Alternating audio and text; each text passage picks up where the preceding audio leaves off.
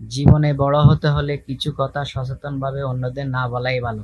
এই ৫টি কথা বলার মাধ্যমে নিজের ক্ষতি হতে পারে বা সম্পর্কের অবনতি ঘটতে পারে।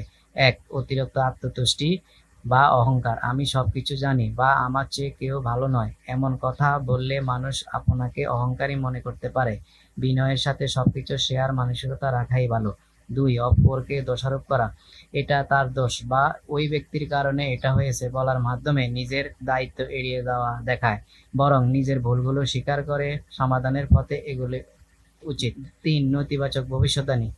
আমি কখনো সফল হব না, এটা সম্ভব নয়, এমন কথা নিজের প্রতি এবং অন্যদের প্রতি নেতিবাচক বার্তা দেয়। ইতিবাচক চিন্তা এবং চেষ্টা করে যাওয়া উচিত।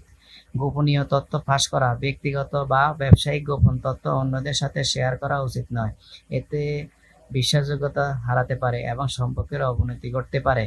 ৫. অপ্রয়োজনীয় সমালোচনা। তুমি কখনো ঠিক কাজ করতে পারো না, তুমি কিছুই জানো না, এমন কথা বললে অন্যদের মনোবল নষ্ট করা উচিত নয়। সমালোচনার পরিবর্তে পরামর্শমূলক উৎসাহ প্রদান করা ভালো। এগুলো মেনে চললে ব্যক্তিগত পেশাগত জীবনে সফলতা অর্জনের পথ সহজ হবে।